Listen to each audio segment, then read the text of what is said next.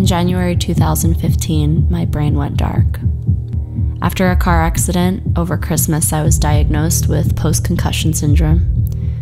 I was in a dark room for 3 weeks, dizzy, noise sensitive. I couldn't read, use my phone, or go out in public.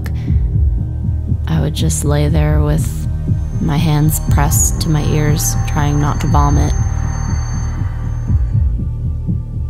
Then I was diagnosed with POTS, an illness where the brain misfires signals to the body, disrupting autonomic functions like heart rate, breathing, blood pressure.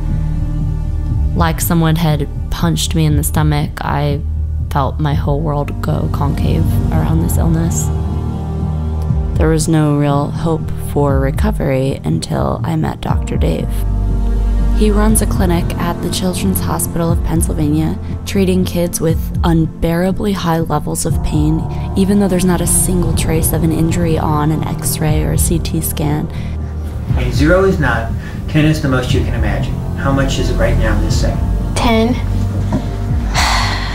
One of the reasons that it's so frustrating is you don't know why it hurts so much. He has them run on feet that basically feel broken, and over time, the brain takes the cue and heals the foot. He said I could do this with POTS, that the brain is neuroplastic, fluid, always changing, delicate and powerful, a servant to the will. I needed to live life like I did before the accident, ignore my symptoms, and deal with my anxiety.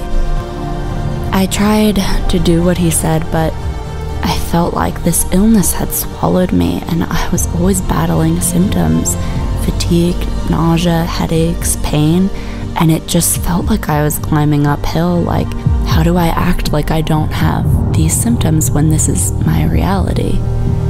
So even though I wanted to get better, I just didn't believe it was possible.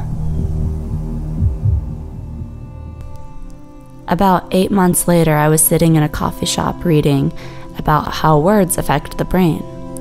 There was this diagram of the word no growing in size, and the author said the body has a chemical reaction to seeing negative words. I thought if that were true, then the opposite would be too. So from that moment on, I decided to play a game of positivity.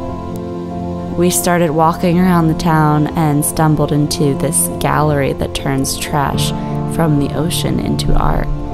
And this is kind of like what I was doing, taking my current reality and making something out of it, reframing it. Every time my body lied to me, I lied back with the truth. And it was this strange, slow transformation of me coming back to life. My spirit woke up to the reality that I was claiming, and it's almost like the words that were coming out of my mouth were coming back into my cells, healing me.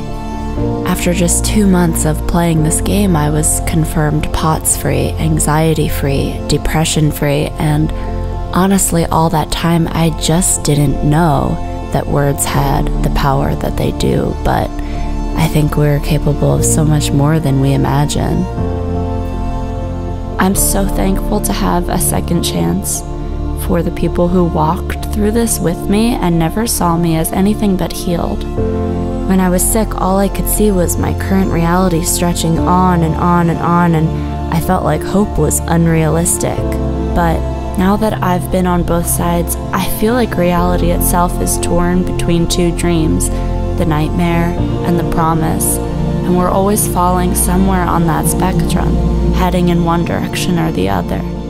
And the real testament to the brain is that at any moment we can change our course.